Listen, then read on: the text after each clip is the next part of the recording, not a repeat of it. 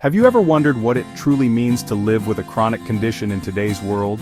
We often hear terms on the news or in health class HIV/AIDS and they can sound frightening, conjuring images from a past era. But what if I told you our understanding and ability to manage these conditions have transformed so dramatically? The story is no longer one of fear, resilience, science, hope. The reality of living with HIV in 2025 is vastly different from what it was decades ago. It's a story that affects millions worldwide. Understanding it is crucial for all of us, not just for our own health, but for creating a more compassionate and informed community. This journey begins with asking the right questions, not just definitions, the human experience behind them. Peel back layers of misinformation and stigma that have clung to these words for far too long. Think of it as updating our mental software. Let's embark on this educational journey together. Let's start with the basics. What is HIV? The letters stand for human immunodeficiency virus. Let's break that down. Human means it's a virus that can only affect people. Immunodeficiency is the key part. It means the virus weakens your immune system. Your immune system is your body's personal army. It fights off germs like bacteria, other viruses. HIV is a particularly clever and sneaky virus. It doesn't just attack any cell, it targets the most important soldiers. Imagine your immune system as a well-organized castle guard. The most important guards are called CD4 cells, or T cells. Think of them as the captains of the guard. They spot intruders and sound the alarm. HIV has a special key that lets it unlock and enter CD4 cells. Once inside, it turns the cell into a factory to make more HIV. The infected cell is destroyed, and new copies go infect other CD4 cells. This happens slowly and silently at first. Now that we understand what HIV does, let's talk about AIDS.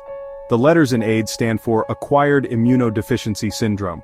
The word acquired means it's a condition you get after birth, you aren't born with it. A syndrome is a collection of different symptoms and health problems that happen together. This distinction is crucial. AIDS is not a virus itself, it's a stage of advanced HIV infection. It's what happens when the immune system has become too weak to do its job. HIV is the enemy slowly taking out the CD4 cell captains. For years, the castle might seem secure because there are enough captains to organize a defense. Eventually, the number of captains drops to a critically low level. Official diagnosis: very low CD4 count, fewer than 200 cells per cubic millimeter of blood. Healthy is about 500 to 1,500, or the person develops certain illnesses called opportunistic infections. Germs from around us that are harmless to healthy people but dangerous when immunity is low. But today, with modern medical advancements, this is no longer the case. In fact, most people with HIV will never develop AIDS now. Let's really solidify the difference between HIV and AIDS with a clear example. Imagine a house with a state-of-the-art security system. HIV is like a very clever software virus downloaded into that system's computer. In the beginning, the security system still works pretty well. The alarms might be a little slower to respond, some sensors might occasionally glitch, but overall the house is still protected from burglars. The owner can go about daily life without noticing major problems. This is like a person living with HIV who is on treatment or in early infection. Now imagine that software virus is left unchecked for years. It slowly corrupts more of the security system's code, deleting firewalls, disabling motion detectors one by one. Eventually, the entire system crashes. The front door is unlocked. The windows are wide open. The alarm is silent. Now a common thief can wander in and cause damage. Even a stray animal can get inside. This complete vulnerability is like AIDS. The key takeaway: a person living with HIV is not necessarily sick. With today's treatments, they can keep the virus suppressed. Their immune system can remain strong and healthy. They can work, have families, live a long, active life. Their health status is HIV positive. Someone with AIDS, however, has health seriously compromised because the virus was not controlled. Understanding this difference is an act of compassion and accuracy.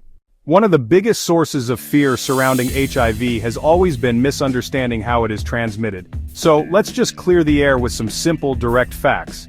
HIV is not an easy virus to get.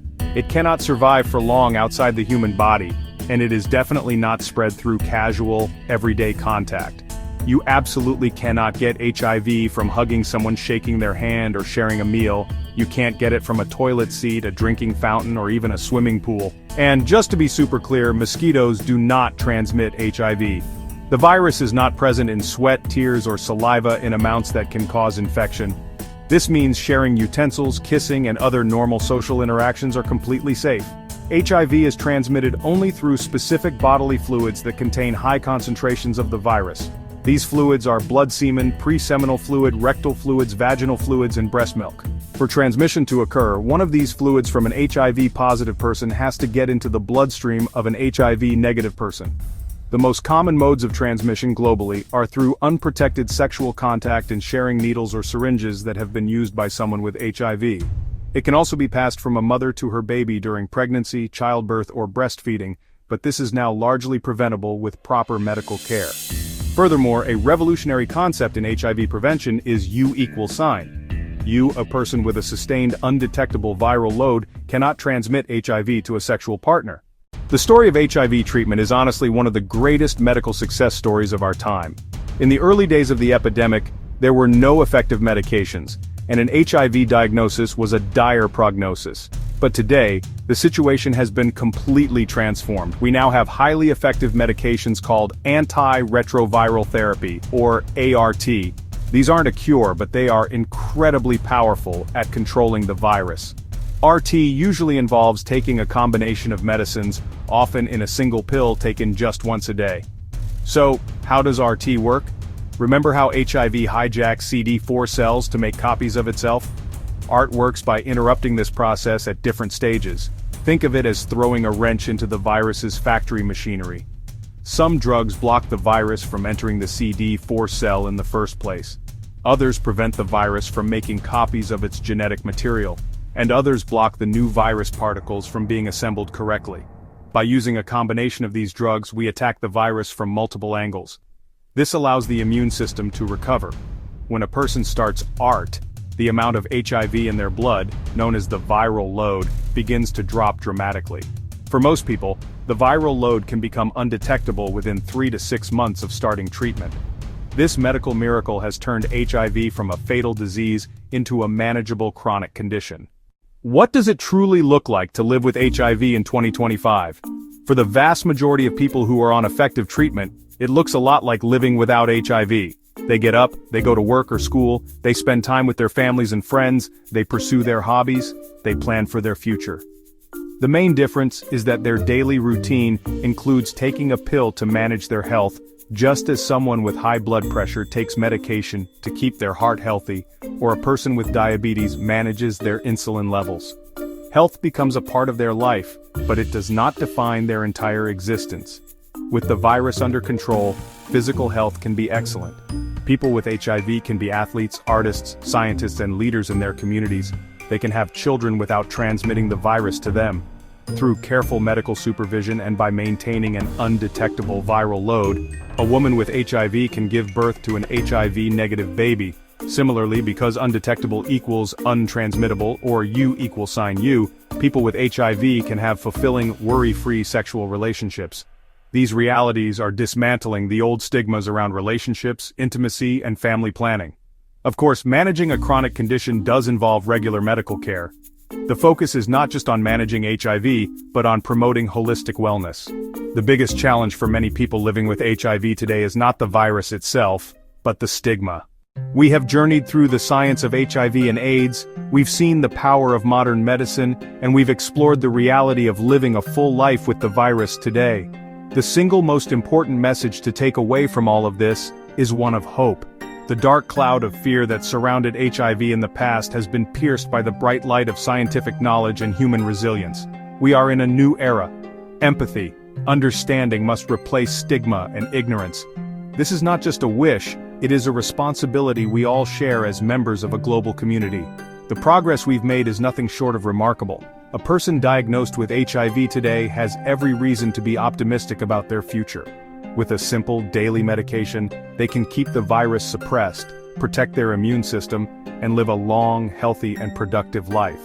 They can have loving relationships and build families without fear of transmission. This is the reality of HIV in 2025. The narrative of tragedy has been rewritten into a story of triumph. Our role in this new chapter is clear. It is to be allies. It is to challenge misinformation when we hear it.